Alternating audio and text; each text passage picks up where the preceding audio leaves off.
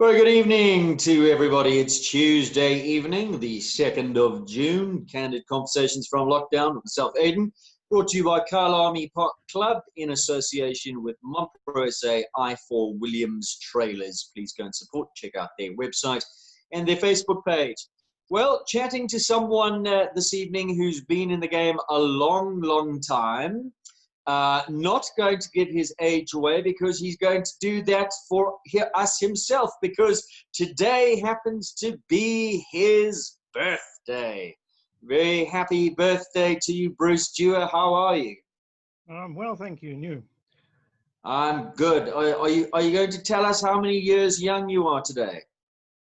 I'm 53 today.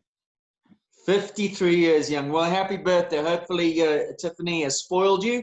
You've had a great day. Tell us, life in lockdown, how's it been for you? It's not so bad. Having the family with me is good, is really nice.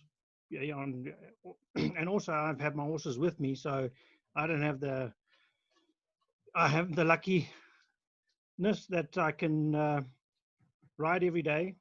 I don't like a lot of other people who have to not been able to ride. So in some ways I'm lucky. One of my clients actually moved their horses to my place to keep them working. So that did help me a lot. And tell me, Bruce, full-time professional equestrian rider and coach. Tell us about your business, where you're located, what you offer. Should anybody be looking for somewhere to move after lockdown? If you have stables available, I don't know if you do. I mean, I live next to Lanseria Airport. I've got 16 hectares here. I've got a super fiber arena, got 35 stables, which we're always welcome to have new clients. As you know, it's a difficult climate we live in. I teach a lot of open riders, and I'm always welcome to get new clients in. You wear many hats. That's not the only thing you do. You've been a part of South African show jumping for a long time. President of South African show jumping. We'll chat to you about that a little bit later, but let's hear your story. A lot of people I've spoken to, professional equestrians, don't or didn't hail from an equestrian background. Your story is different because you are not first generation. Your father was very much involved. So tell us your back history, how you got involved, and then a bit about your dad as well, because he was an institution in himself in South African show jumping. Look, I started riding when I was 3 years old. My mother was always loved horses, but as a youngster, she was not allowed to ride because her mother thought it was too dangerous. She had one of her uncles who was a racehorse breeder down in the Kimberley area, and she used to ride when she had holidays, basically. Then she got married. My mother and father went overseas for 2.5 years. They came back, settled down to have family. And once she would basically nearly finished having all the kids, all 4 of us, then she started riding, and we started riding at Glen Fox stables under May Foxcroft. We all learned under her. My brothers and my sister both learned with May Foxcroft, and we actually became very close with May and Gail. We actually rode, the first pony I rode was actually the same pony that Gail learned to ride on. It was Apple Dumpling, and you'll notice in the juniors and pony rider classes, an Apple Dumpling trophy has come from that particular pony that actually produced a lot of riders. And that's when I started riding at 3, kept going, and then sort of didn't do much until you were like 10 years old, because not much you can do until then. Then my mother bought Wade and Magic ponies. I had Wade and Magic Ruler. My brother had Wade and Magic Quiver, and my sister had Wade and Magic Mint. And they were all full brothers and sisters, and that was our pony career, was with those ponies, where we did eventing, show jumping, dressage, gymkhana, pony club. We did everything. The ponies were never rested. We just kept them going, and that was the basis of our sport. And I believe it's very important to have that very strong basis in that sport. And then we moved to junior career, where I got a mare, was called Liveresca. That mare ended up being the basis of the breeding that my mother does. And then the second horse I got as a junior was Okinawa. And that was an exception of a horse. Actually, there's a picture behind me of him jumping a jump. Yes. He was an unbelievable animal. I think I fell off him more than any other horse. But when he was on a good form, he was unbeatable. And yeah, he was a dream horse that you say a horse come once in a lifetime. Well, that was mine. And I think he came a little bit too early in my career.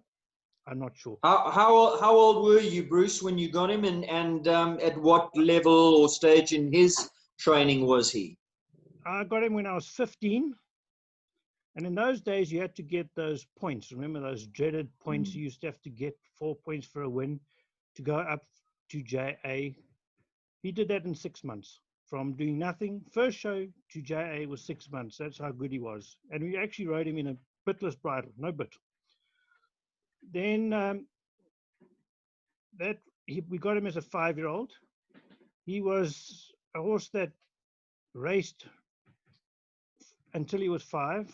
He won a lot. He didn't, as a 2-year-old, he pulled both his front tendons.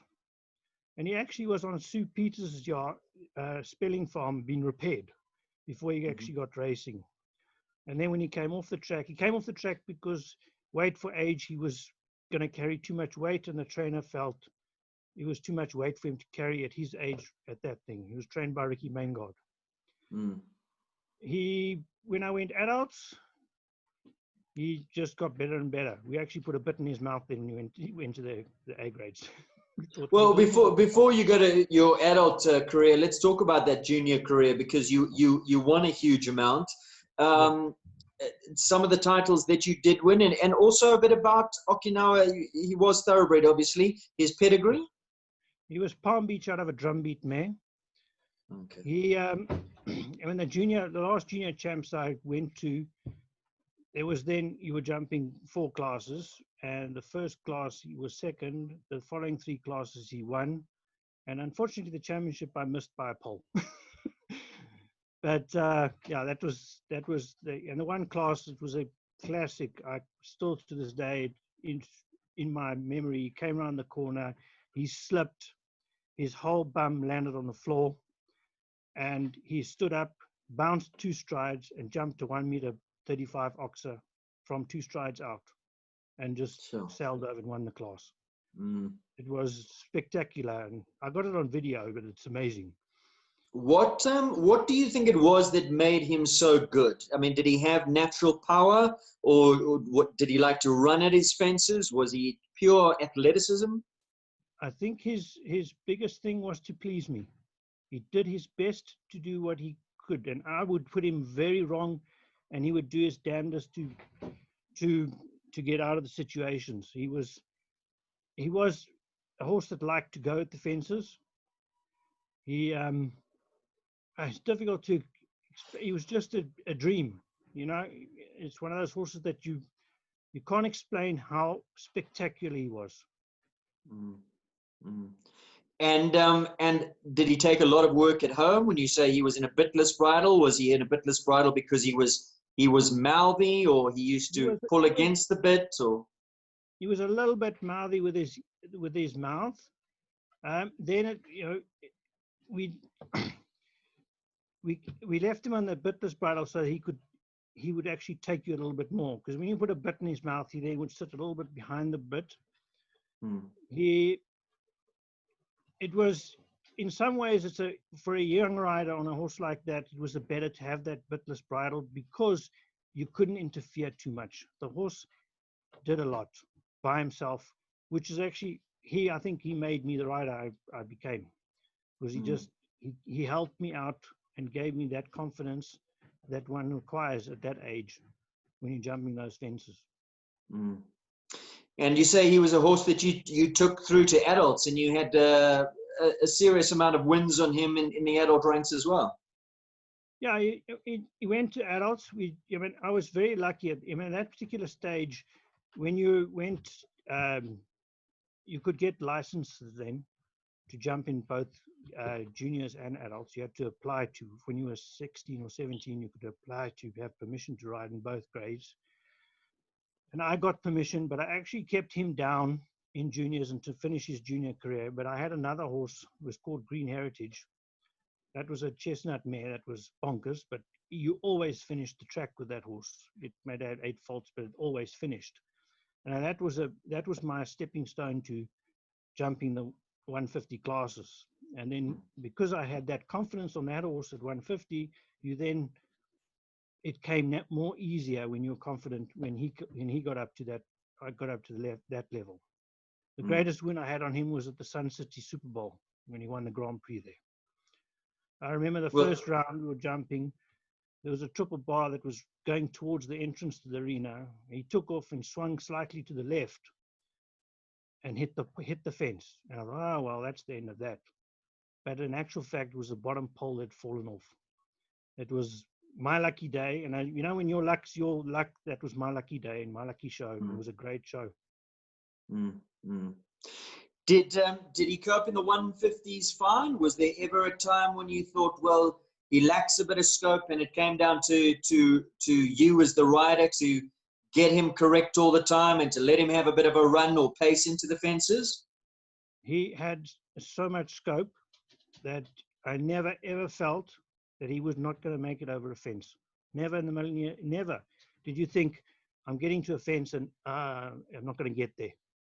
When he took off, he was all in. The only time we had a bad fall at Derby, where he put his foot down in the middle of the hedge, because he actually thought he could put his foot in the hedge, and he came down. Then we had no safety cups and things like that.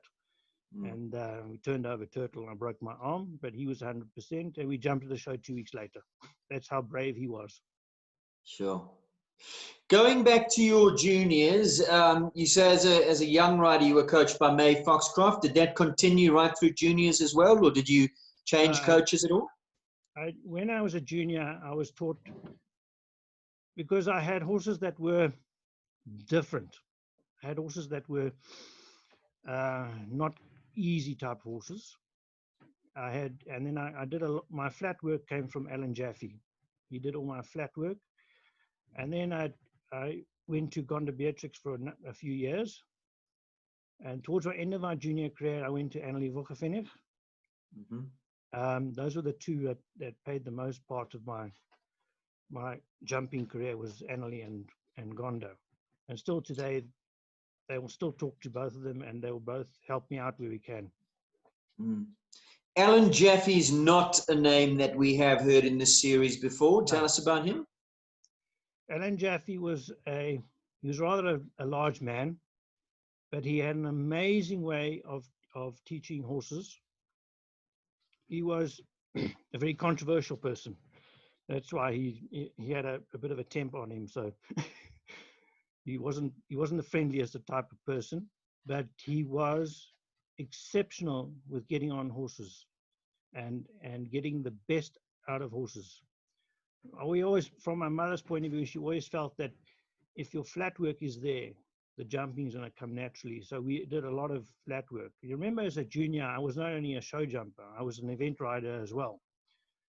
I had a horse called King's Jubilee he was second in the South African Eventing Championships. And that was one of the reasons why I always had that dressage side, because of the dressage and the eventing. Okay. You mentioned earlier on that your mother was a breeder or is a breeder. Tell us about that side of things. Breeding is my mother's little hobby. I mean, a lot of the horses that I'm riding today are horses that she is bred. So, I mean, she started off very small. We had the mare Liveresque I had at the end of towards the end of my junior career. She injured herself. She got kicked on the hock and had a fracture in the bone, in the middle bone of the hock. So we couldn't jump it anymore. And then we put her to Gratuity, which is a German stallion that most people know of Gratuity. And that was the basis of all the, I mean, I've still got one of her grandchildren still here. And that is how my mother started breeding. When she stopped riding, it was her way of being involved. And still to this day, she actually got one foaled foot now. Every year she has one or maybe two foals. Mm. It's her business in the horse business as such. And now, before we carry on with your adult career, you mentioned your siblings rode as well. I wasn't actually aware that you had two brothers, but of course everybody knows Sandra and what a capable rider Sandra is. Did the brothers continue?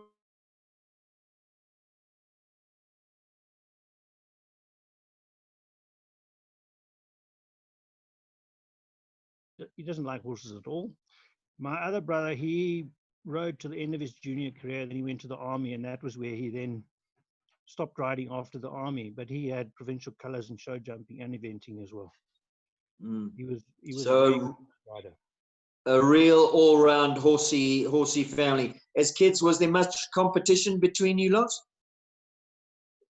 No, I don't. No, I don't think we didn't have that, because there's a 3-year gap between all of us. So there was, like, if I'm going into juniors, my other brother was going out of juniors. You know, my first junior championships when I was actually 14 and could go, I didn't go, but my brother went. I didn't go because my horses were not ready to go to that sort of level show. So and my mother was very, you don't go anywhere unless you're ready to go. Yeah. Where do you fit in? Are you the third in line or second? Third in line, yeah. Third. So two brothers, then yourself, and Sandra is the baby. That's right. Okay. Getting back to Okinawa, tell us some of your highlights on him. How many derbies did you jump, and some of your best results? And was this the days before World Cups? He didn't campaign in any World Cups. No World Cups. His derby was not Okinawa's forte. He did not enjoy that. I think I rode it 6 times on him, and I think we finished the course twice. Every other time he was eliminated at the St. Andrew's Cross. He just did not understand that fence, and that was him. We practiced till we blew in the face, but he just said, I'm not interested in that thing. So I've got one picture of him going down the Derby bank. I think he finished on 8 penalties or something. That was the best he did at Derby.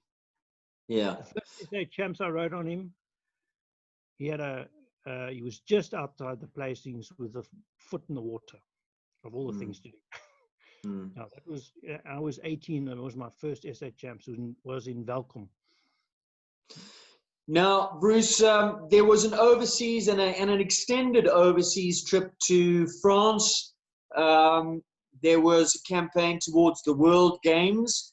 First of all, let's finish the story of Okinawa. What happened to him? Did he just get to the age of retirement and was retired? He got to the age of 19. I rode in the Mercedes Riders Championships. I can't remember the exact year, where I ended up third in the competition with him. The following year, the following year was about 2 shows before that he started not wanting to go into the arena. He would get to the entrance, he would say, he would like a hesitation. I'm not going. And then he would go. And he was still jumping well, but I felt he was 19 at the time, and he was sound. There was no problem with him. He just felt tired, and so we actually pulled him out of the bigger classes there, and I went and rode him in the ride and drive, which he won the class, and at the prize giving I announced that was his retirement. So he won the last class he rode it, even though it was ride and drive. Yeah, it's incredible. He was telling you, wasn't he? Yeah, he was. It was definitely, and I think at 19 he died of a heart attack at the age of 23. Well, we think it was a heart attack. One of the stallions got loose, and when he retired, we put him in the paddock with the mares. So he was like my harem. And one of the stallions got loose and were chasing the mares. He protected the mares from the stallion until he saw them enter the stables, and they were all safe. And he keeled over and died. That was him. So it's a good way to go. Yeah.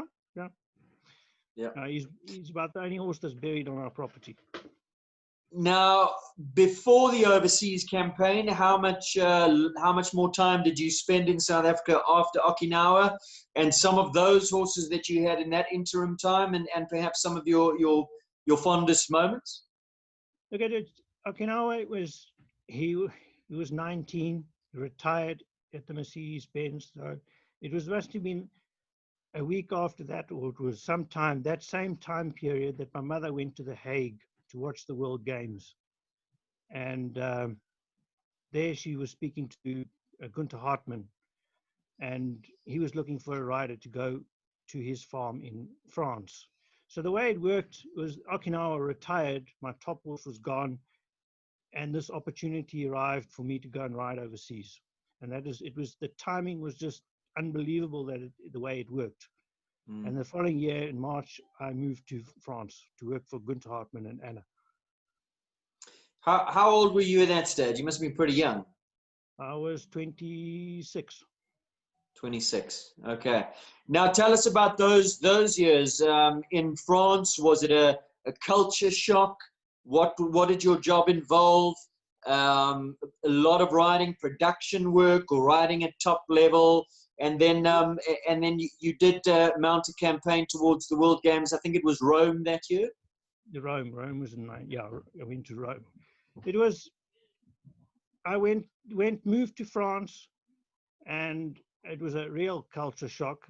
All I can say is thank goodness Tiffany was with me. We weren't married at the time, we were just dating, but I invited her to come with me. We organized with Gunther that she could also come with. If she hadn't been with me, I would never have stayed for the 11 years I did there.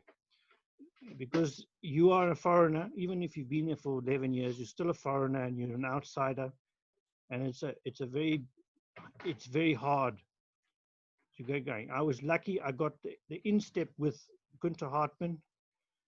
I worked for him for 4 years producing young horses. And in the same instance, he also had horses jumping in the nationals classes, where you get nationals and the FEI, CSI shows. He had a horse called Ceasefire that he bought. When he moved to France, he took, I think it was 11 horses he took over. One of them was mine. There was Classy Calypso, but he didn't pan out in Europe.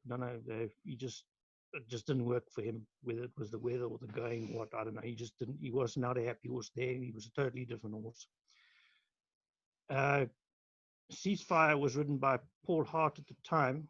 And then Paul decided not to stay in France. He came back to South Africa, and then I got to ride the horse. And that was the horse that I then took the World Games in '98. He was a very strong Southwest warm blood. Mm-hmm. We did a lot of training of young horses. Sorry, I just got to stop you there. I'm not understanding. You went over there with a string. You took a string of horses with you, and he was one of them. There was Gunther Hartmann took his horses over. Okay. There was about 4 horses competing. Then he took broodmares over and young stock, and so I had 3. There was 3 or 4 horses that we could compete at a 120, going up to the one, and then Ceasefire was jumping the 150 classes. So in that, and then we also had all the young horses. When he got over there, he bought a string of 10 young horses between the ages of 3 and 5. So those we had to train up to try and sell, and the one we trained up, and he ended up at Fontainebleau as a 5-year-old, has been the 5th best horse in France. Sure. And then they sold the horse after that, unfortunately. But that was the business. That's the way it goes. You have lovely horses, but you got to pay the bills somehow. So yeah, but we still had a string of horses that. The World Games was quite a mission to qualify, but due to the fact that Gunther Hartmann was linked to a couple of very nice French people that pulled a lot of strings to get into the shows. The show I qualified for World Games was Le Ball. Mm-hmm. That was an amazing show. That is Hey, it's those top shows over there are very, very amazing to ride in. Mm. Yeah, that was where we qualified for Rome, was at Le Mans. Then we did Rome. Rome didn't go that well. If I'd known what we were going into, I don't know whether, if I was to go to World Games today, hey, it would be a different story than when I went then.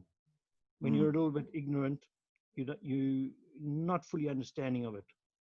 Mm. It is a amazing thing to compete in, but it's extremely difficult. Well, when you say it didn't go well, tell us, elaborate, because you weren't the only South African there either. I think Gail was there, if I'm not mistaken, and I could be. Jonathan was there with Lombard as well that year. We had a team there. It was myself, Jonathan, Gail, and Dave McPherson. We had that year. We had actually we had a choice of, I think it was 5 or 6 riders to select a team from. The other one was Philip Smith, the late Philip Smith. We actually did an event up before the World Games. We went to Falsterbo. It was a hell of a trip to get there, an 8-hour ferry drive with the horse, and you're not allowed to go and look at the horse for 8 hours. But yeah, we jumped very well. And in that particular show, we were jumping against Belubé, Heartbreaker, Kidam, all those top stallions were all at that show when we were there. It was amazing to jump against those horses and to actually see those top stallions that close in that form and talk to those riders was amazing. Mm.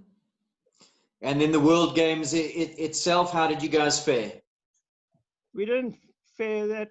Gail, I think, was the best of the whole lot, if I remember. I can't remember, going back many years.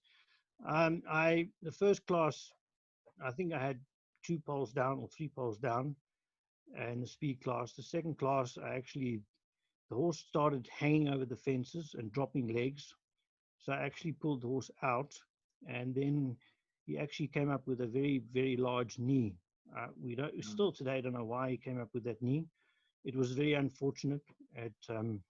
Yeah, it was heartbreaking. You get all that way, and then something. I mean, at the show, they X-rayed the horse. They did everything else to try and see what the reason for this was, and no reason was ever found. He just had a big knee for some reason. But I did qualify for the following World Games, but unfortunately, due to politics, I wasn't allowed to go. Well, politics, show jumping. We'll talk a bit about that later as well.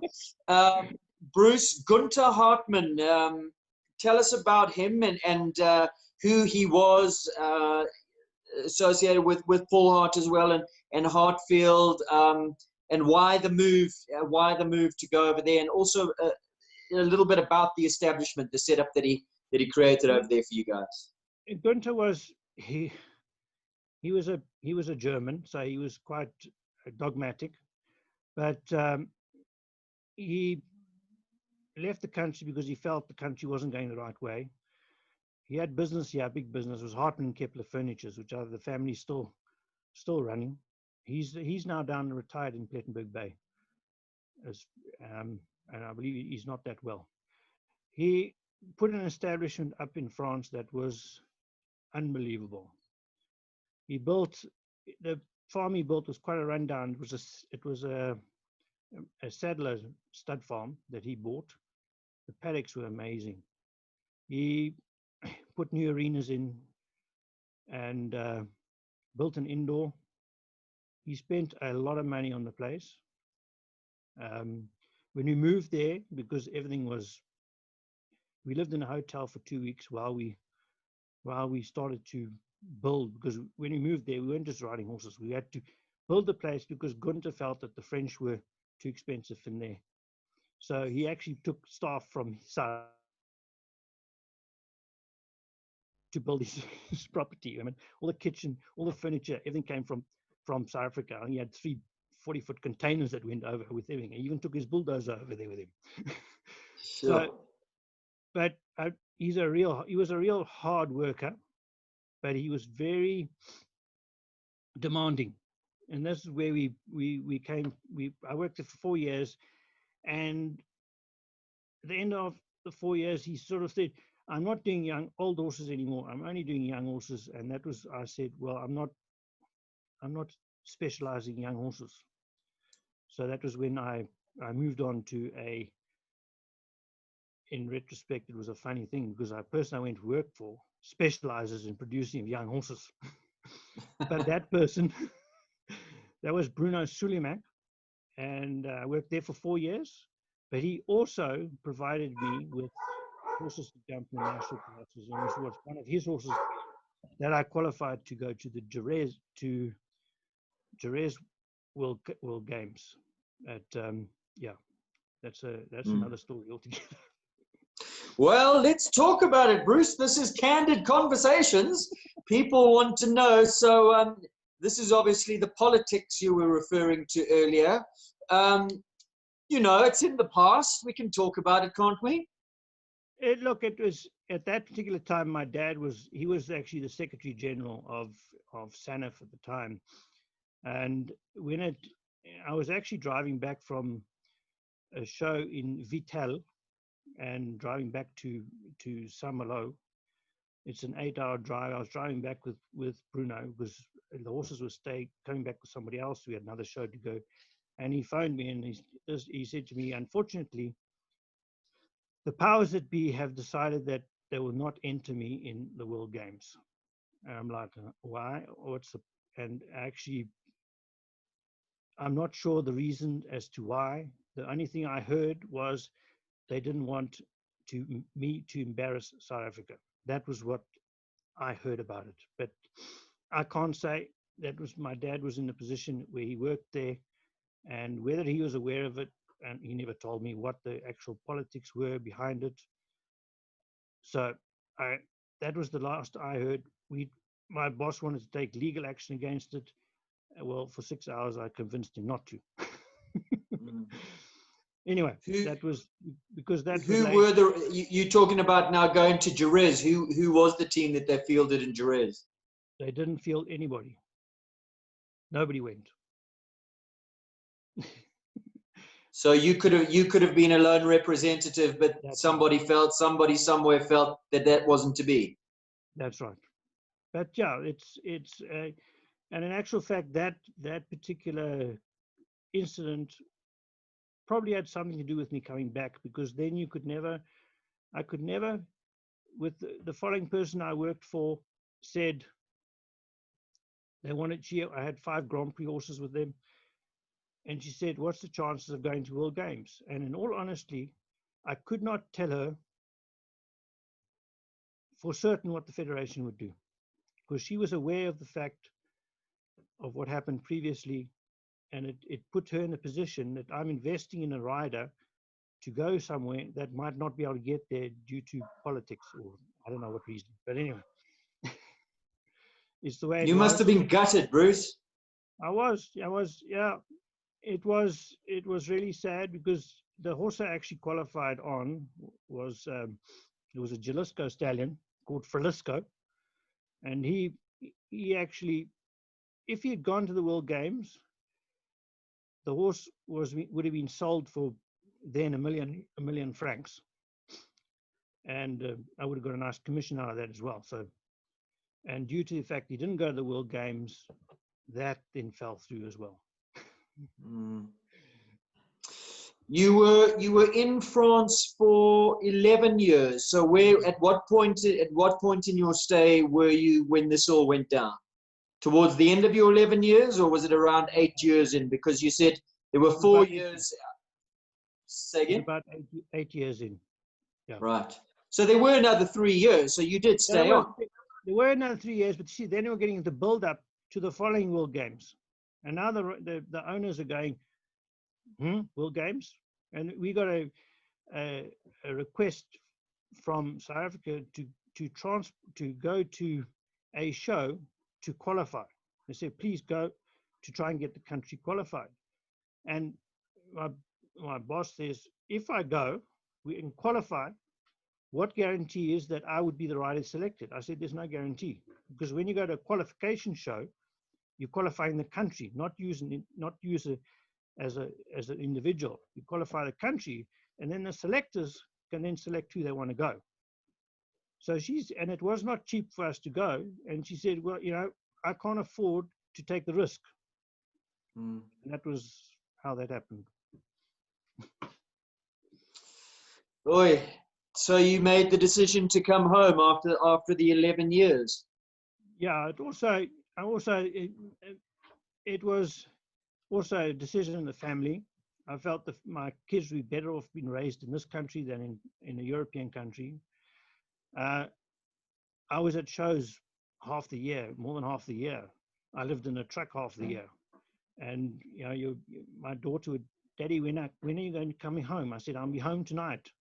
And the next day she'd say to me, Daddy, you didn't come home. I said, yeah, I did. I'm out again. So it was also to see the kids a lot more. I like my kids, and I was with a boss that was very good about it. If the kids could go to the show, they went to a show. It was one of the reasons why I left left Bruno Sulimak to go to work for Lillian Former, was because we then had Nicole, and it was at Bruno Sulimak's yard. It was too difficult with Tiffany working and the kid and me going to shows, not going to shows, where the following job was much more a much better position for us as a family to be in. I mean, Lillian Former's Nicole's godmother and Kevin's godmother. Nicole actually went there last year for a month, just over a month. She's supposed to go now for 3 months, where she will have a pick of horses like you cannot believe, because she runs a stud farm of 80-odd horses. Mm. Well, good luck with that happening with COVID, Bruce. Sorry, Nicole. This life of a show jumper, you watch things like the Global Champions Tour, and you follow it around, and it looks glamorous, and everybody, you're always in a different fancy location and top class show jumping.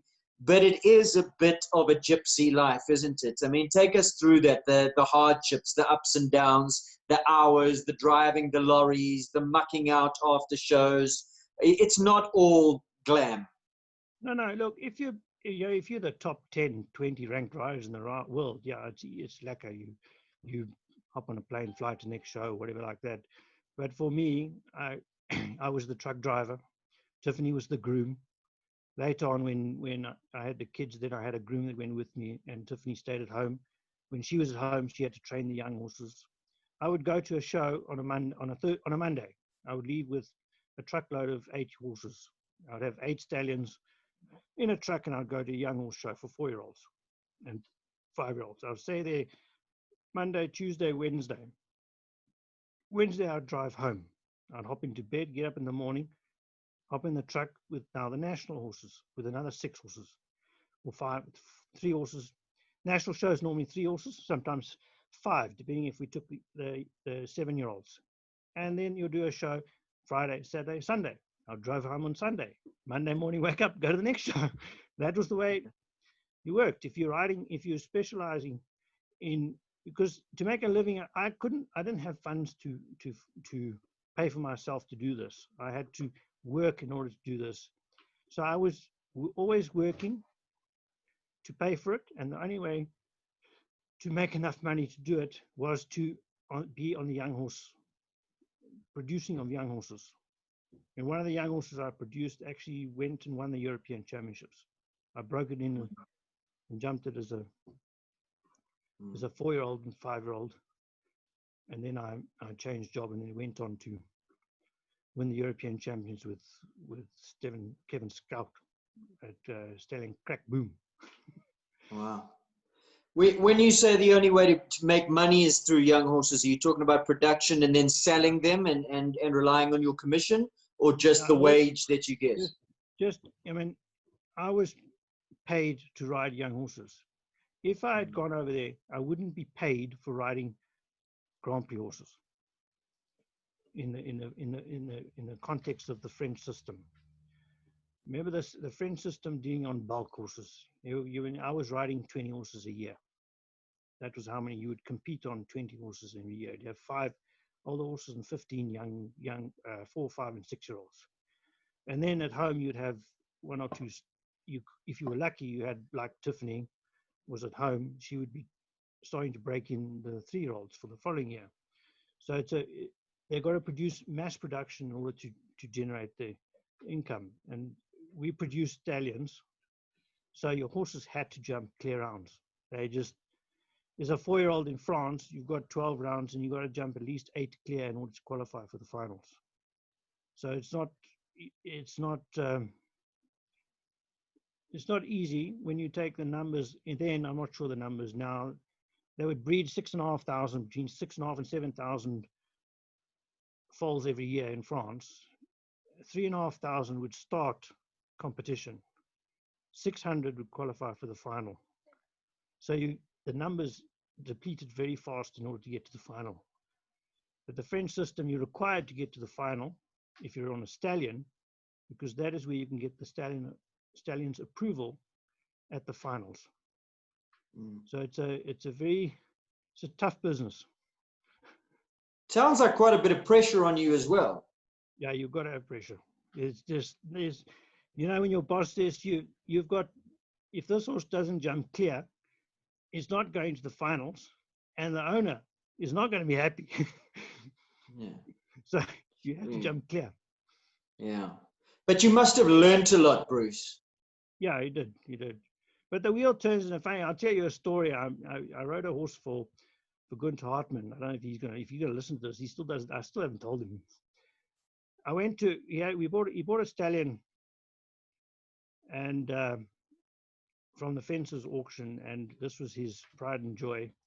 First show I went to, I actually did the wrong track, but I realized I was doing the wrong track, so I did like a zigzag, went back and jumped the right jump, and they gave me 3 penalties because I crossed the line of the fence. And I'm like, hey, now Gunther's not going to be happy with that, because that's just an unacceptable mistake, which I agree. You shouldn't lose a track.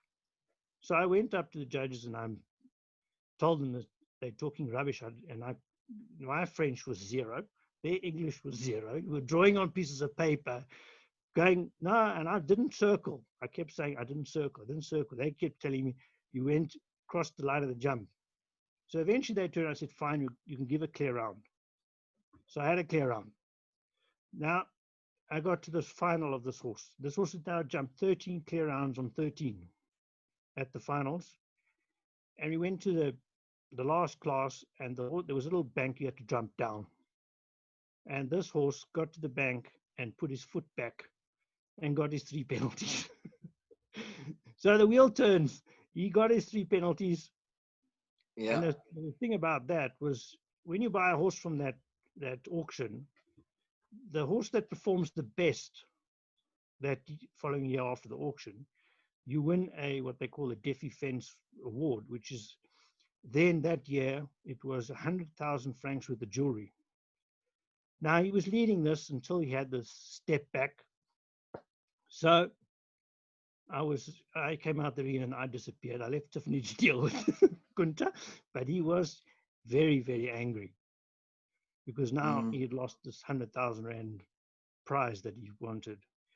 And then the guy that we actually that helped us a lot was Arno Ivan. He's been out here a couple of times. He comes to me on the quiet and he says, just by the way, you haven't lost, you still won it, but we're not going to tell Gunther. So that evening we go to the sales, and he had organized somebody else to take the horse from, because I couldn't take the horse because he knew something would up. Took the horse to the sales, and there he was sitting there ranting and raving about this bloody 3 penalties. And they announced that he had won this thing. This man went from this firecracker to this very small, oh my God, sort of thing. But yeah, it was a very special moment, that. Are you saying that Tiffany never walked away with 100,000 francs worth of jewelry? No, she didn't. There was a watch. There was a diamond ring for the wife, and there was cufflinks for the rider. I don't know what would happen if you're a girl rider, but that was what I got, the cufflinks, which I've still got. Now, you never learned French in the 11 years over No, there. I can speak French. Okay. But that was when this happened with that horse. It was my second year in France, so it was like, and the French are very. You're an outsider. For like 2 years, you're an outsider. Then they turn around and say, "Oh, you're still here? Oh, okay, you actually." And then they'll be more friendly to you. They don't like to be. They don't let you in until they know that you're actually there to stay.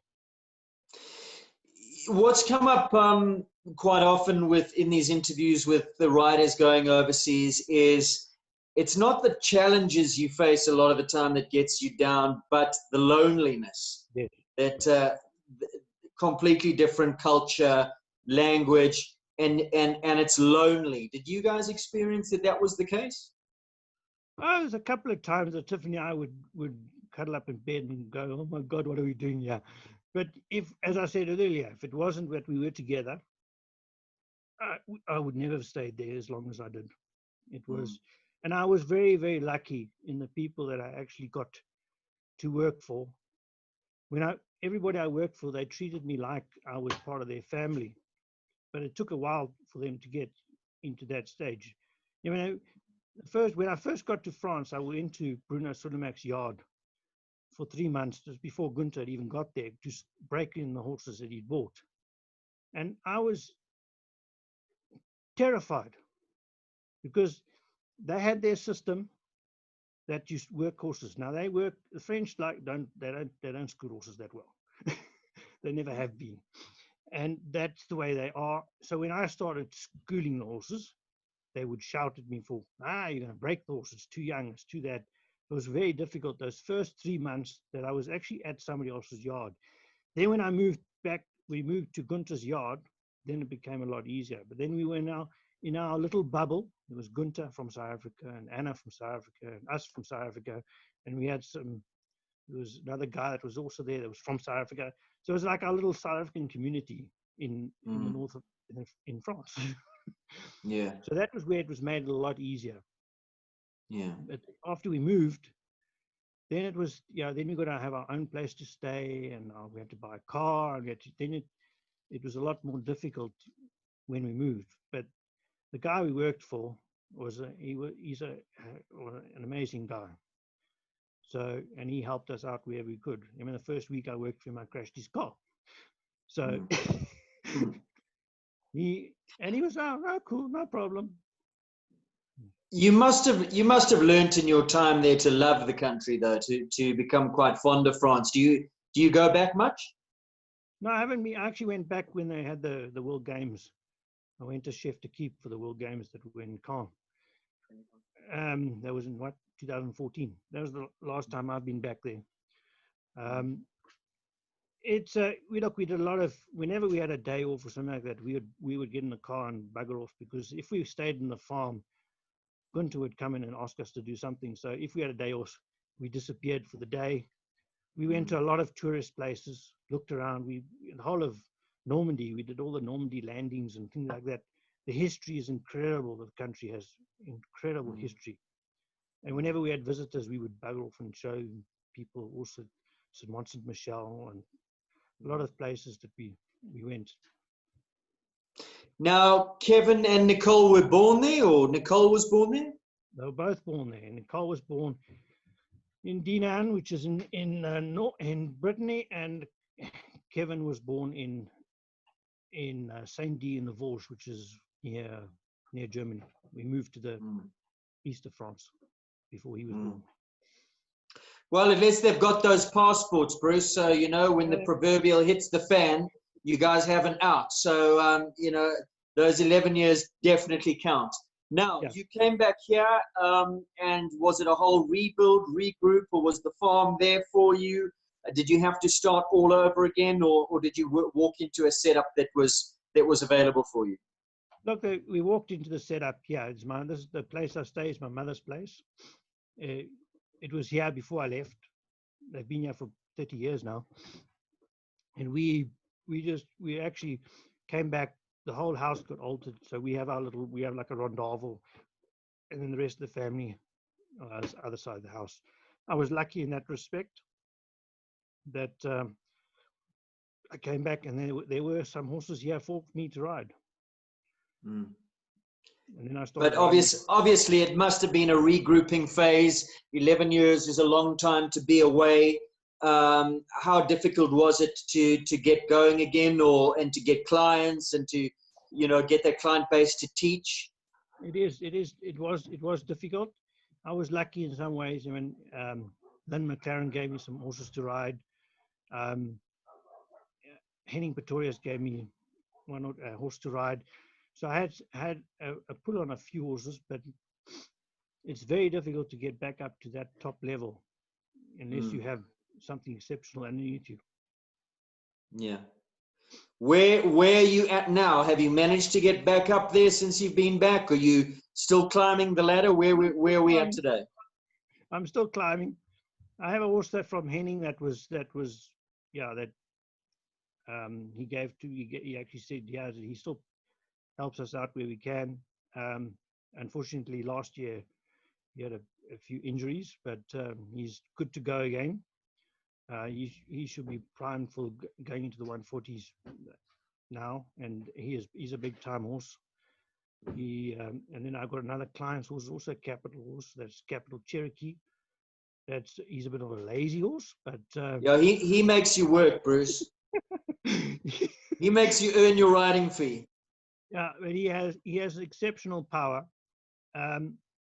We'll see. I mean, he was also primed to go 140 this year, so yeah, he was supposed to do President's Cup 140, but here we sit waiting. Yeah. Now, your dad was also very much involved in the sport. We haven't spoken much about your dad. How did he get involved? Was he already involved before he met your mom, or did he get involved? And we're talking about the administration side of the sport. Did he only get involved once his kids got riding? Okay, he wasn't involved at all when we started, and then he decided to get involved. First of all, he decided to be a course designer. He actually ended up on the FEI panel, and he was more into the eventing than the show jumping. He was an FEI judge in eventing, FEI judge in show jumping in the end, but he was a stickler for the rules, like you cannot believe. Even God forbid, I bent a rule anyway, I was the first person to be slapped on the wrist. So I'm taking it you never told your dad about the story in France where you crossed your lines and vehemently went to the judge's box and disapproved of the 3 penalties. Your dad would not have let you go up had he been around. No, he would not have. He would not have been happy with that. No, I don't think I ever told him that. Unfortunately, he passed away recently. Yeah, it's about 3 months ago. He passed away. Mm. So, but he held the sport together. I mean, he worked very hard at it. He held the sport together. That was when he was SAEF. We was control of all the disciplines, not just each discipline controlling themselves. He had a knack of a lot of people thought he was very intimidating.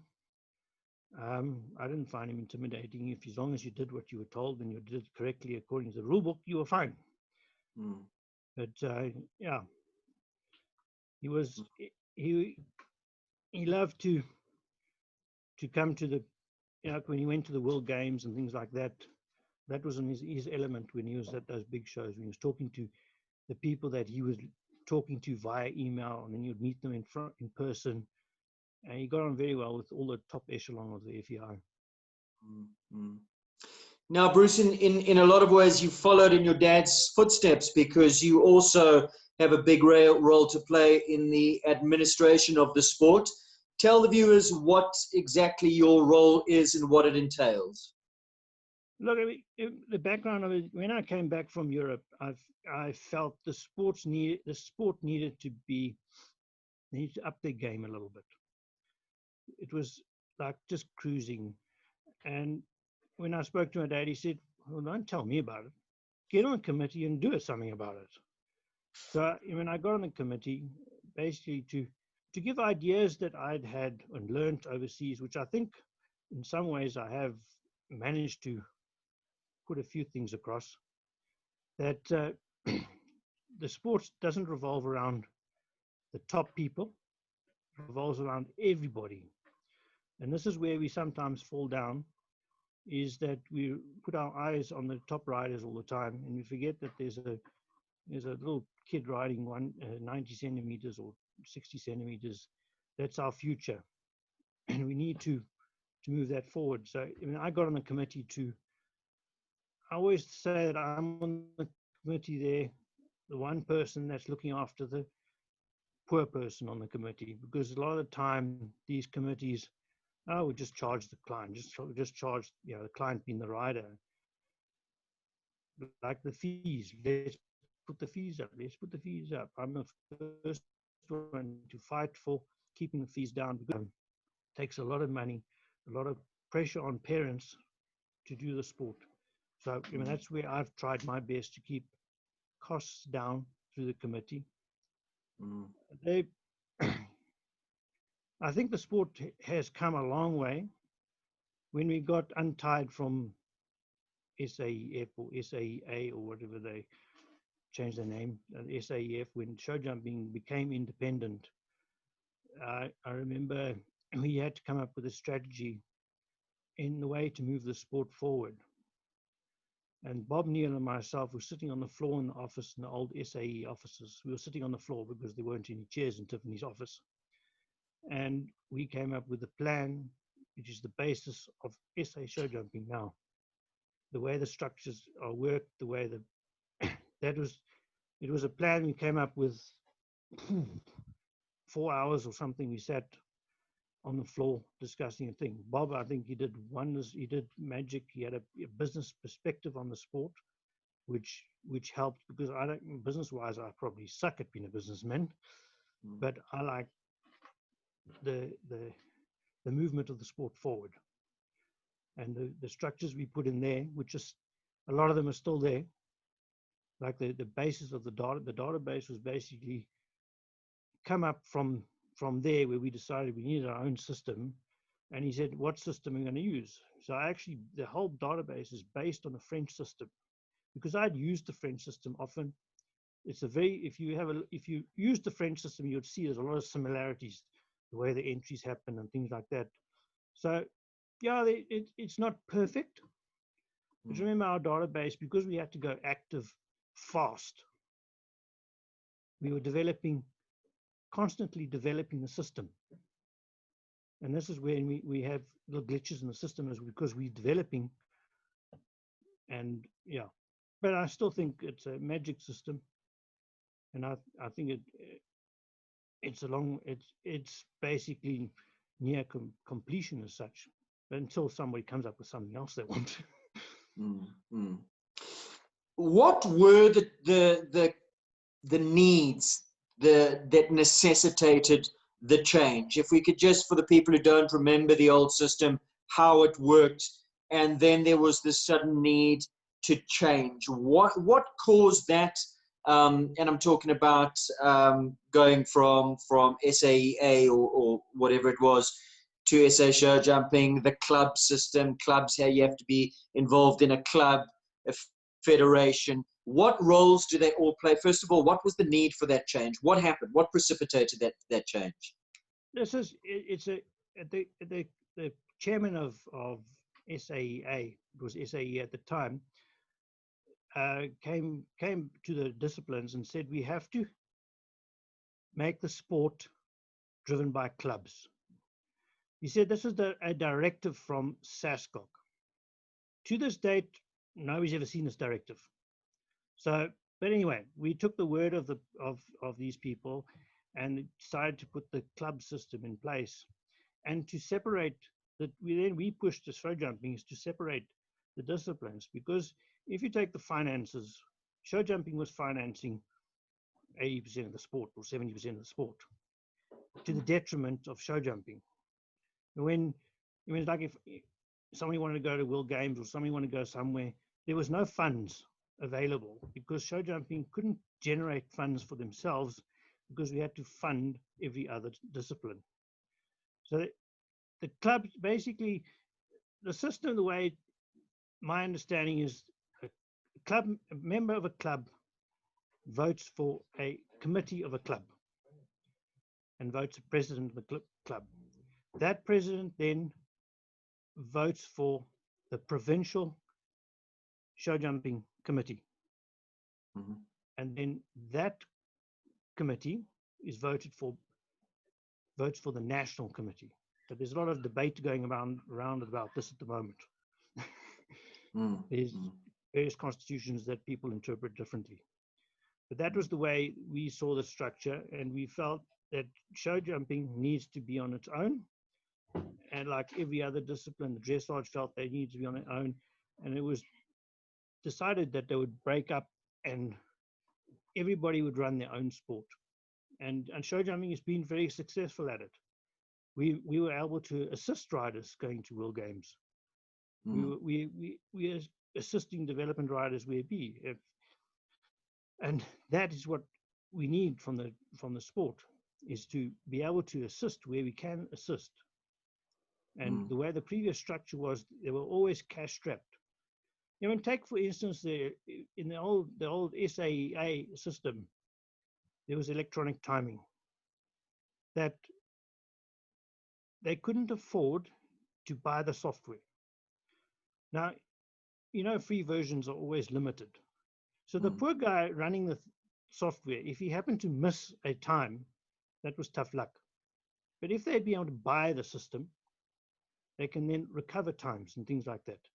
So it's actually not having the funds to finance the software was actually detriment to actually our riders, because errors can happen in the systems.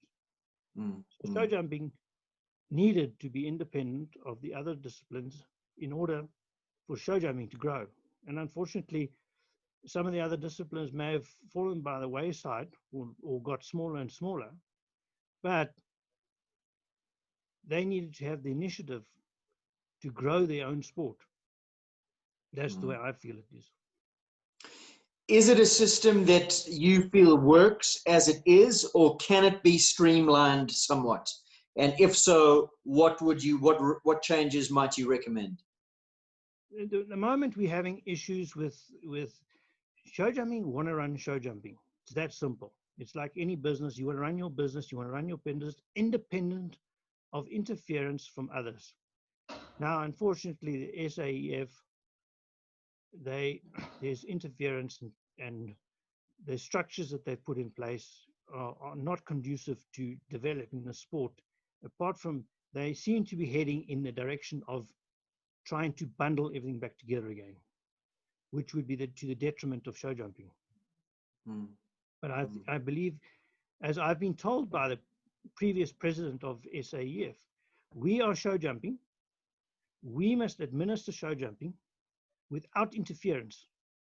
That's all that show jumping requires, is that we don't want interference from, and told you can do this, you can't do that. But surely there's a line, Bruce. Surely the Constitution outlines what they can do and what they can't do and what their mandate is or it isn't. So how are they able to interfere when things should be black and white? Well, it's a difficult one to because the voting structures. You must remember, show jumping is one discipline out of 19 disciplines. I think it's 19 disciplines. Okay, and then in order for show jumping to be able to say anything on the SAEF committee, we had 2 votes out of 58. So it's very difficult. What they've done is they've stacked their votes in favor of themselves. You know, I mean, there's show jumping has 3,500 members. Then you have mounted archery that might have 10 members, which we have the same vote. Their constitution states that's the way the voting structure happens. So we had constant loggerheads with them. What needs to happen for things to change? They must just accept that we are show jumping and we want to run show jumping and not be told what we must do. I mean, our members are members of show jumping. Why do they have to be members of SAF? That's for what? Because the SAF provide nothing for show jumping. What is the SAF supposed to be all about? I mean, if you would say, right, if you were to complete the sentence and I say, the SAF exists because, or the SAF exists to do. The SAF exists to coordinate the sports, the equestrian sport with government, with SASCOC and the Department of Sport. In other words, the Department of Sport will put change an act that requires some coaches to be registered with the discipline, for instance. Then SAF need to put it to the disciplines in order to make it work as such. That is the way I see SAF. They are there to apply for lotto funding, because the lotto will not deal with disciplines, they will deal with the national federation. Like if you want to apply for lotto funding, it has to go through SAF. The FEI will only deal with one body in a country. They will deal with SAF. They won't deal with show jumping and dressage and whatever. So for me, they're a liaison between the discipline and the government and the FEI and lotto. That's the way I see them to be. Now, why they control. Why this need for them to have such control?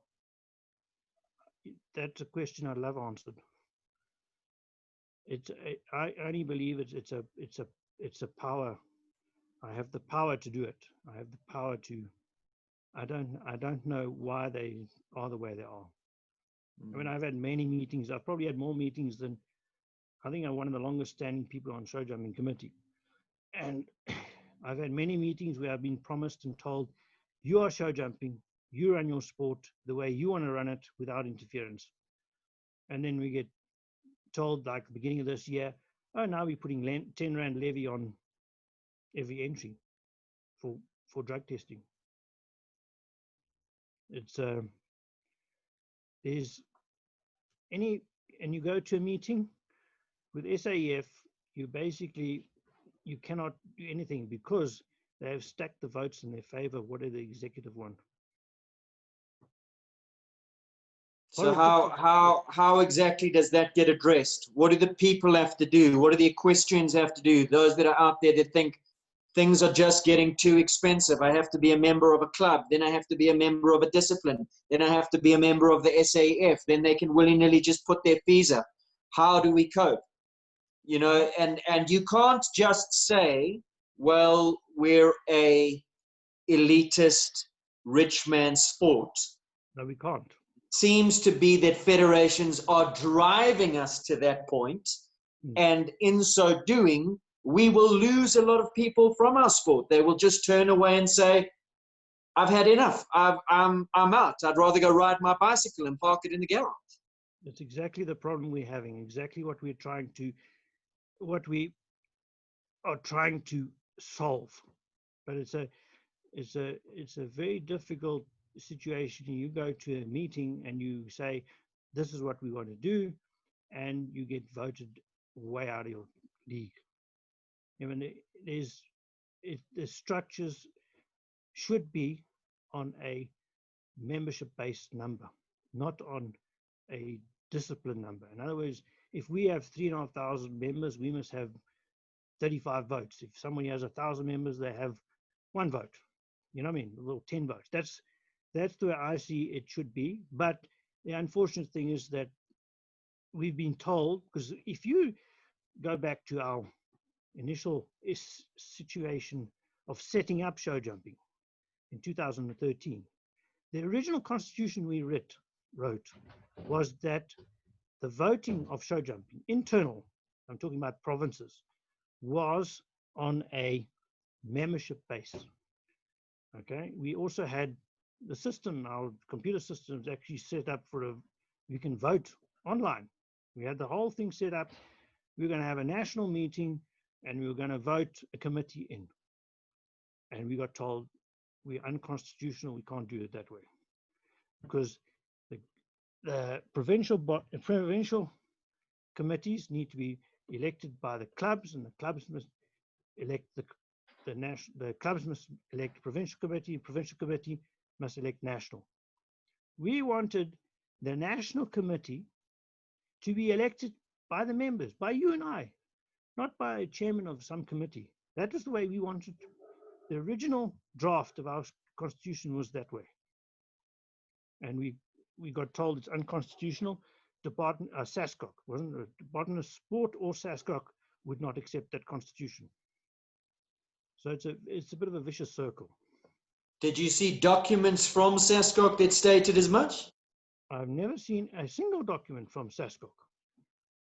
I saw one document where they say that the provincial federations must form part of the SAEF Council. That was the only document I've seen. And that was when the provincial bodies got put into place. And that was from SASCOC. But remember, SASCOC, in my eyes, is the controller of elite sport in South Africa, of high performance, not our 90-centimeter rider. It's a bit. See, we've got two organizations. You've got SASCOC and Department of Sport. And then you also have the Department of Education because you have SANISA. So you've got three departments trying to tell us what to do. And they all tell us something different.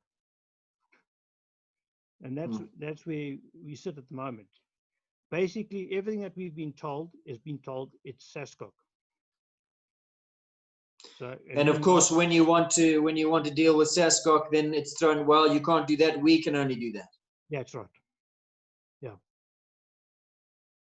Seems to me that there are too many committees, Bruce. There's a committee for that and a subcommittee who has to talk to this committee and that committee. Too many committees. Too many committees at all. That's unfortunate. They say the structure has to work the same as the government elections. The way you got the provinces and the regions to the province to the national. So we've got clubs, province, national. That's the way they see it. But we can just keep going forward. We keep going. We keep doing our trying to promote our sport the best way we can. In terms of the funding to SAF, how does that work? Because each discipline generates a certain amount of funds. I would imagine that that it's no stretch of the imagination to say show jumping generates by far and away the most amount of funds. They've got the most members. It's the biggest discipline. How does SAF tap into that funding? What are they entitled to? And shouldn't the votes then be reflective of that as well? Your contribution should. That's what we're trying to get across to them. Is that at the moment an FEI discipline, to be a member of the FEI discipline, you pay 750 Rand. Other disciplines you pay 500 Rand. That's their funding. To be a member of show jumping as a junior, as a second category rider, it costs you 750 Rand. So now you're looking at 1,500 Rand in order to compete at 90 centimeters. And then you're still going to be a member of a club. So the fees are way out of stretch. But remember that before the SAEF build the show jumpers directly, they build directly and you have to pay them directly. Is that we had within our structures, our fee structure, a certain amount of money went to SAEF. That was how the funding worked before. But now they didn't have enough money to fund what they want to fund. So they introduced their own structures in order to fund. So now we get told, in order to compete, you have to be a member of SAEF, therefore you have to pay 750 Rand. Some people, I understand if SAEF are very involved with high performance sport. In other words, invitations to overseas, which come via their office to the show. So there's an expense of running FEI discipline, but not the amount of money they require to to, I mean, their budget. So you said to fund what they want to fund. Obviously, the next question is, what do they want to fund? I don't know. That's their traveling expenses to go to meetings. I don't know. I got tired of looking at their budget because it gave me the chills. So, I mean, you'd have to talk to somebody that's actually more involved with that finance. Do they get any funding from entries to shows? In other words, a percentage of your entry goes to them? No. So it's just through their membership levies? They when they started there, they wanted to do the drug testing levy. They wanted to charge 10 Rand per entry. And we fought it. We said, no way are you charging 10 Rand an entry. Do you remember 10 Rand an entry is setting up them with 750,000 Rand. We have 75,000 entries a year. So they have 750,000 Rand. Last year, SA show jumping spent about, I think it was 180 or 200,000 Rand on drug testing.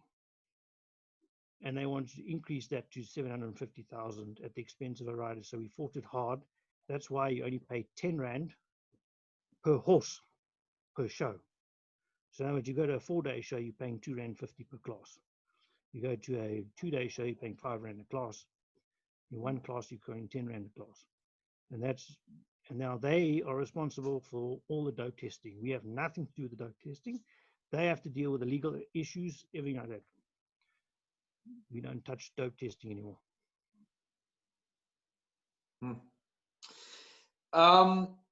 You do realize this conversation will be quite controversial. It's going to probably add to the scars you've got from the whip marks on your back already after all these years.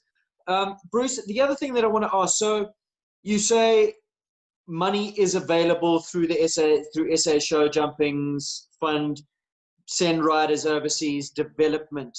But people like Lisa had to do it all by themselves. Was there any grant given to that? So and what more can be done? Yeah, show jumping, that little effort of show jumping to the World Games cost show jumping 750,000 Rand. That's what, I mean, I got told this by Conrad the other day, that show jumping funded 750,000 Rand due to issues with the Federation. But that's another story altogether. Okay, whatever, let me explain the way, I mean, the funding works in every entry that a levy that's recovered from a show, a certain percentage is assigned to the provincial body, and then the rest of it is assigned.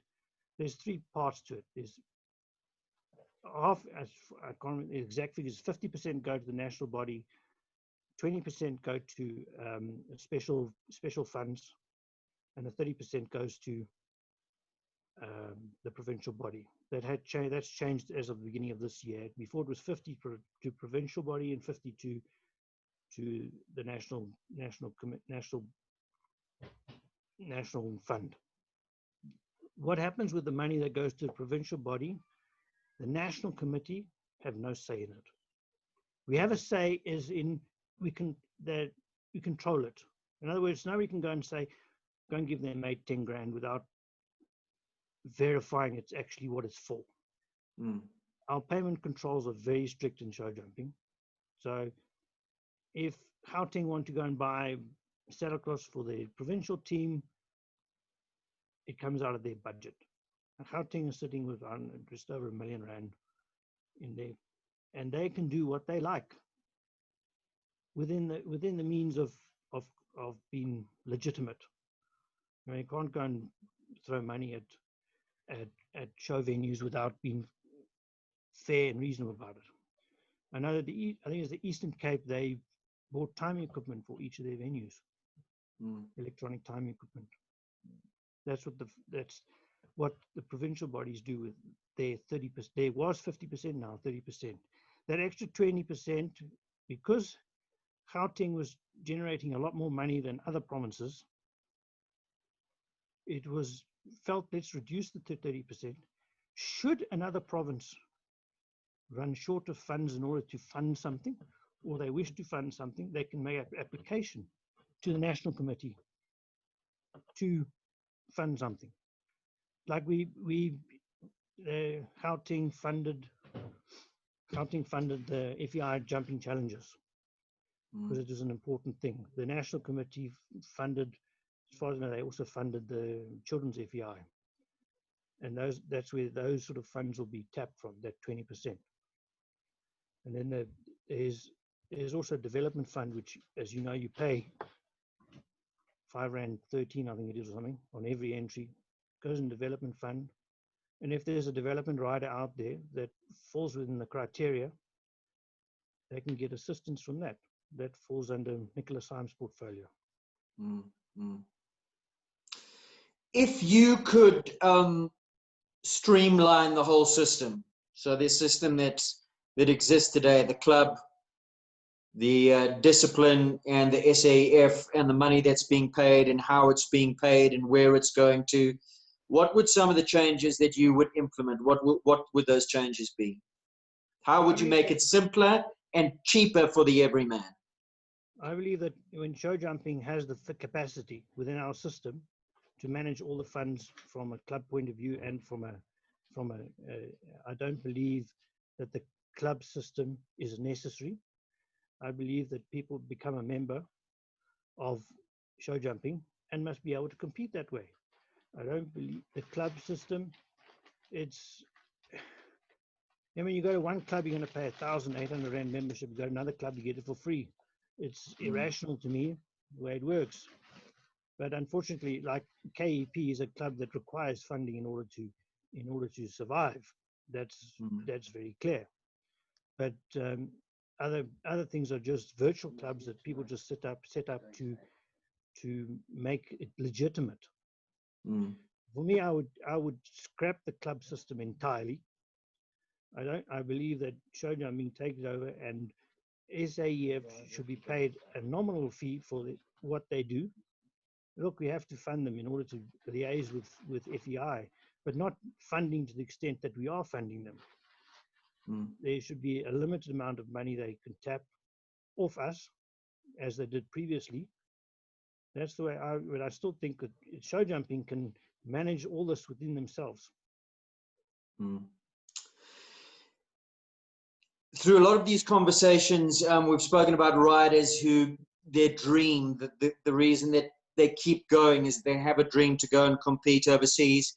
We've got this World Cup series where the winner can go and compete in the World Cup finals, but it is a bit of an empty promise because that takes huge funding. Now, in order for a sport to grow, if you think about what makes sport great, it's little kids looking up to their heroes, the Ronaldos in soccer, and the Springbok team, and them taking on the world's best and doing well. Whereas in equestrian sport, it's very, very difficult. There's a lot of reasons why it's difficult. The quarantine protocol, where we are, our access to international competition.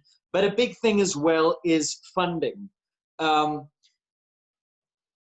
How do we get those teams, the Nations Cups teams? What protocol do we put in place? What strategies do we put in place to get riders from South Africa, possibly horses from South Africa over there? Quarantine may open up. You're somebody who's ridden overseas. You understand the systems overseas. We do have riders that are immigrating and setting themselves up overseas, but it shouldn't be a case of, well, because you're over there, you can be in the team. It should be the best man for the job. So what do we need to do to make that happen? I think the first thing we've got to do is we've got to get our young riders. That's our base. We've got to get our 16 and older riders, 16 to 21-year-old riders. We've got to get them overseas, but that takes huge funding. We've got to somehow, when they had plans of setting up a European base overseas for riders to go buy a couple of horses in, swap them out, come and ride. It's been thrashed around many, many times. But a lot of the time when you say, okay, it's going to cost us so many million. Well, where are the millions going to come from? Show jumping we're in a good financial position, but we're not in a financial position that we can go that far into into funding things like that. It is hugely expensive. Unfortunately, the rand doesn't help. That, I mean, it is. I mean, we've got to try and somehow get to somebody overseas that's going to help us do this. I know that the eventers did it with the eventing team that went to Kentucky. They set up a base at Philip Rozier's place, and that worked well. But they had big funding behind them, and it all comes down to funding.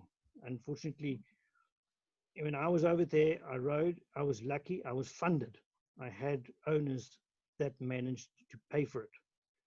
And Peter Morrison's going over with his son. I wish him the best of luck. And they've got good, super plans, and that is the way it's going to have to go. Is that way? What Lexi Stace did, that is super. It's unbelievable what the girl's done, and those are the sort of riders we have to get there.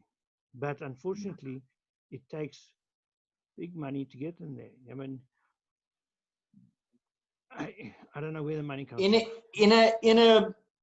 In a perfect scenario, something is done, some sort of fund is created, a cooperative, the whole industry gets involved, from the breeders, the food manufacturers, the tack manufacturers, everybody involved in riding. People who enter a show, a percentage of your show entry goes into a fund. SAEF might come to the party and say, right, well, money collected through them, we'll start a fund, we'll apply to the lotto, we'll do something. The funds are accumulated, corporate sponsors get involved. It's there, the money is there. What is the next plan? How do we find those people who would be good enough to go over? What do we do with them? How do we develop them? It's a very, very difficult question. We have to, hey, putting on the spot now.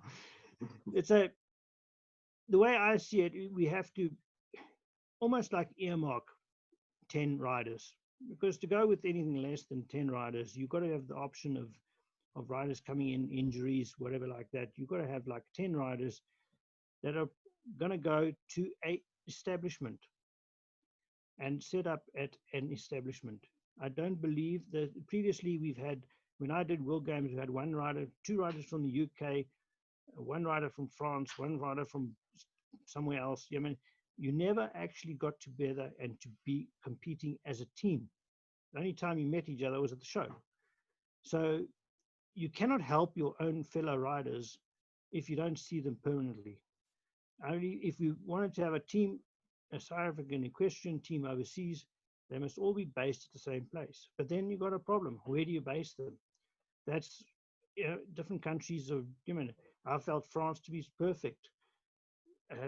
Lexi's very happy where she is. It's a difficult, very, very difficult one, because you've also got coaches involved. Now, if you set that up, you need to set it up with a coach, not 5 coaches. 1 coach to coach the team.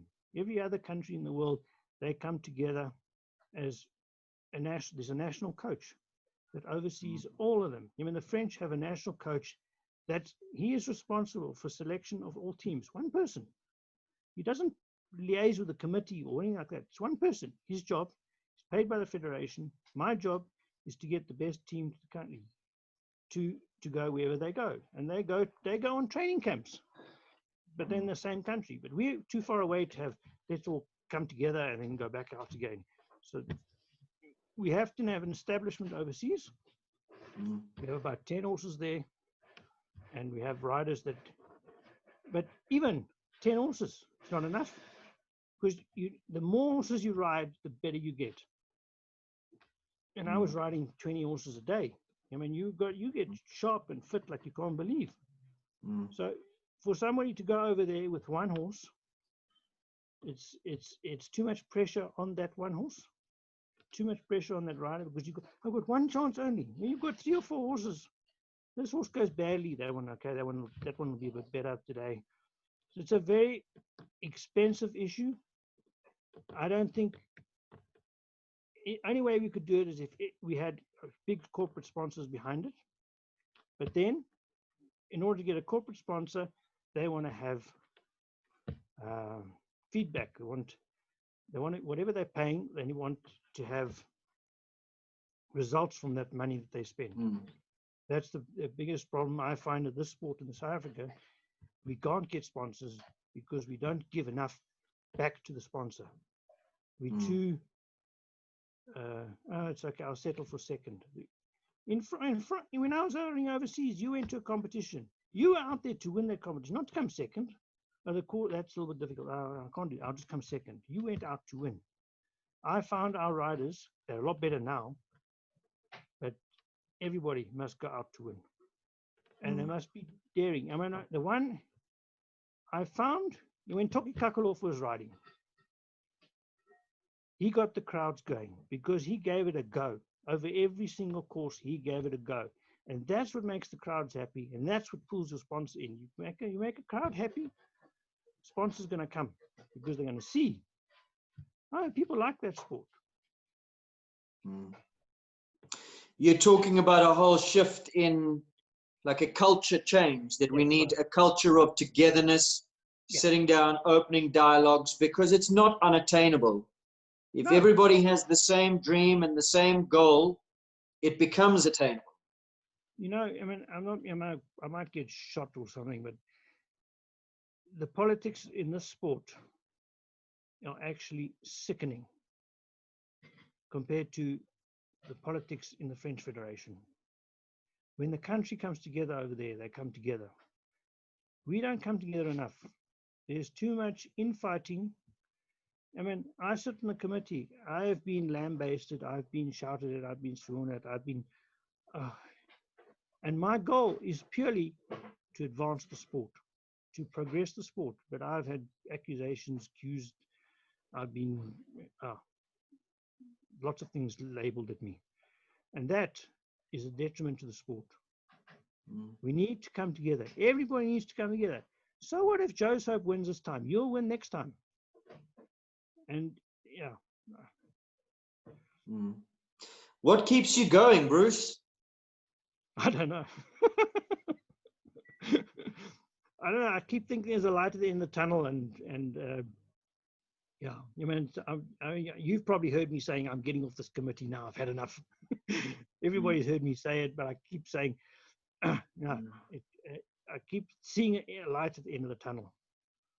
That I mean, I believe that the sport is really going in a good direction. Unfortunately, this bloody COVID has really put a spanner in our works. Because now, I mean, our World Cups, I don't think we'll get World Cups on the calendar this year, but we'll see. Because the World Cups, I know they're very, very expensive to run, but they have a drawing card on the sponsors because it has this World Cup name to it. And the riders actually in the World Cups, they actually, at that level, they're great. They, we have a hot jump off. We had some very hot jump offs in them. It is getting better, but the politics behind, when a decision is made and the judges are sworn at, and those sort of things do not need to be seen in public. Things must, if somebody's unhappy with something, there's systems and there's protocols to follow. Don't go wild. That you bring the sport down by publicly bringing the sport down. Can we do more with, say, a World Cup series than we are doing it in terms of taking it to the public? The world is advancing, technology is advancing, broadcast has changed. Broadcast is no longer defined only to television broadcast. Live streaming broadcast is becoming far bigger, far greater, and far more accessible. Are these some of the things that we need, or that SA Show Jumping, or maybe even SAEF need to sit up and take notice of, that we need to grow our sport? And in terms of federations, the onus is not only on the riders to bring in the next generation of riders, but as a sport and as federations and as committees, God knows there are many of them, to take the sport forward and to start talking about these things. That's the only way we're going to get different sponsors involved, crowds involved. We have to get out to the crowds. Yeah, one of my memories was jumping in a derby, the first derby I ever jumped in. I know. Did you ever go to the Ananda Club derby? I saw you jumping there. I saw you fall in the St. Andrew's Cross many times. That was the hedge. There, it was an amazing to be able to ride there when you had the grandstands were packed. You had 5,000, 6,000, 7,000 people watching you. Same as the current derby. The current derby, those arenas are packed. You know, I mean, there's nothing. You come into the arena and you have all these people watching you. Now, all those people are wanting you to succeed. Now we need to increase those numbers. And anyway, our capacity of our arenas is limited because the grandstands are limited to 5,000, 6,000 people at KEP. Other places, not even 1,000. We have to go in the internet to put the sport out there. Unfortunately, it costs money. And when we sat down with, I know Tiffany and I had a meeting with some people to try and get this up and off the ground, but their demands were a little bit more than we could muster at the time. But I believe that we've got, with the last year we had a couple of World Cups that was the year before, that were live streamed, that were very successful. I mean, we get hits from all over the bloody world. And the biggest, if we get those numbers up, because remember, a marketing person doesn't look at actually what is happening. He looks at the numbers that he gets produced. He says, oh, this video hit 10,000 people. Oh, that's 10,000 people we can touch. Then they're going to put the money in. If we can get it to the social media, but we have to have clean social media. We don't want dirty laundry out there. That's also another issue that our riders need to take heart. I mean, we've got, I mean, because we had some issues with social media, we put out our social media contract, which you sign now, is very strict, and we've had no problems since people have signed it and actually read it, and they're like, oh, okay, well, I understand what's going on. People are too quick to put the sport down or to fight on social media, and that is definitely not the way to produce sponsors into the sport. We have to have sponsors. It's the only way we can survive. At the moment, we're very lucky. Rionet's sponsoring a lot of events. Why? Because he's involved in the sport. That's the biggest sponsor we have at the moment, is because we're involved. Nissan, we had Nissan for many, many years because there was a personal interest from somebody at Nissan. And that's the way, unfortunately, the sport has always relied on personal contacts in order to get a sponsor. We shouldn't be relying on personal contacts. We need to get out there, and I know it's extremely difficult. I've spoken to people, and the first thing say, what's my return? How many people are going to see it? And we don't have those figures because we haven't done enough social media platforms and things like that. If we had numbers that you can go to a sponsor and say, we've had 3 World Cups, we've hit 50,000 people have seen our World Cups. That's 50,000 people might see your logo on our screen. We've got something to talk about. Am I right or wrong? You are very right. It's a passion of mine. It's something that I'm trying to drive forward as well. I think it's the only way really to entice sponsors is to get the hits. They, like you say, that's the way of the world now. Marketing has changed. They want to see what their reach is, and those numbers are very quantifiable through live streaming. And this is something that I'm working towards on a personal capacity, trying to drive forward as well. It seems, Bruce, a lot of rethinking of our sport. We need to sit down and rethink a whole bunch. I think we've come a long way since 2013, since we became independent. We have really come a long way. Our arenas have improved 100%. The facilities of our shouldering bodies are always top notch. They're all very good. the whole sport to me has progressed tenfold. Now we got to, the next step is to put the sport on the map by putting it out there to the sponsors and to get sponsors in it. That's where I see it, but I'm not sure. I'm not a marketing person. I don't know how somebody's going to market it. That's hopefully you'll get somebody on the next committee that will be able to do that. Well, I hope you enjoy the rest of your birthday, Bruce. I hope your email inbox is not flooded and inundated with emails after this comes out. But these conversations are good. The public needs to know what's going on, and various issues need to be addressed. It's the only way we can work towards a positive future as a collective. Oh, definitely. I believe we are on the right road. There are a couple of bumps in the road, but I believe we are definitely, the sport for me has definitely grown. I've seen the stats, because we have stats from 2013 till now. And every year, apart from last year the stats, like for instance, the number of entries remained the same from the previous year. But previously, every year it's got bigger and bigger. The membership's grown. But I believe last year didn't grow due to finances as well. That's, as you've always got to look at the finances of people, because that's, not everybody. A lot of people used to have 2 horses, now they only have 1. But definitely, the sport definitely is growing. Numbers are up. Well, COVID might have another role to play in all that. As you say, when it comes down to finances, this is going to hit a lot of people hard. So once we come out of this, a whole new reevaluation might be on the table as to what is affordable, what is not affordable, and bring it back to the people somewhat. Bruce, on that note, what's happening with shows? At the moment, there's no shows allowed. That's what we've been told by government. No shows, no events may be held at all. We got asked by SAF to submit a plan in order to have shows, which we have done. We had a meeting the other day.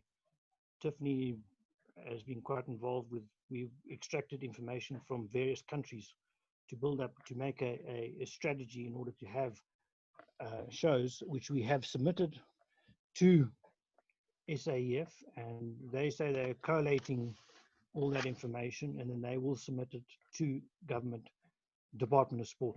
But as of today, I believe they haven't as yet done that. But until we're told by government that we can continue with shows, we put everything on hold. We did have discussions about the calendar, and we actually decided we would not even discuss the calendar until we know what's happening. We come up with a plan, but then they say, you can only start in October. The plan will go bad again. So we actually haven't even discussed. We have discussed the FEI World Cups. That is the only thing we've probably discussed. We have to just verify with the FEI, but we're probably going to can the series this year, because I'm sure we're not. If we get going by September, we've got 1 date left, and you can't run a series on one event, basically. So I believe. And of course, it's very difficult for horses to go into a World Cup without any build-up shows and preparation. It's what my hope is that we can get our nationals championships done. Derby, Cycling Championships, April Grand Prix, President's Cup. Those are the 4 shows which I think we should try and get up and running if we can, if we're allowed to continue.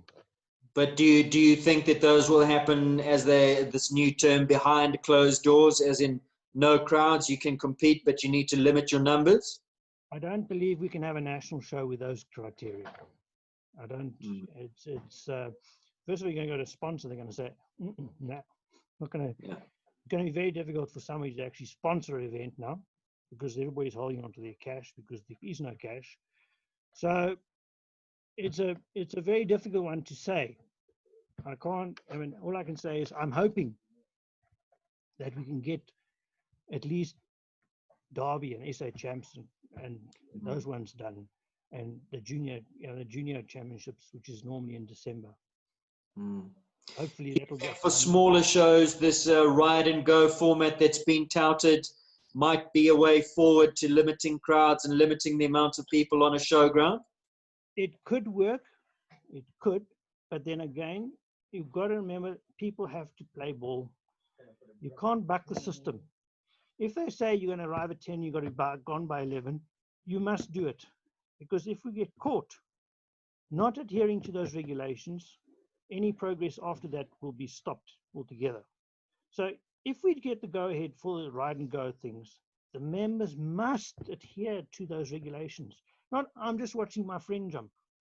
Because I know, I mean, people have been locked down, they haven't seen their mates for so long. Everybody wants to chat. So to me, that is it's a crucial issue that if we do ever ride and go, they must adhere by the regulations. We can always bring in Donald Trump's National Guard and tear gas then. Yeah. Bruce, it's been wonderful chatting. I'm not going to keep you any longer on your birthday. I'm sure you've got plans. You've got candles to blow out, all 53 of them.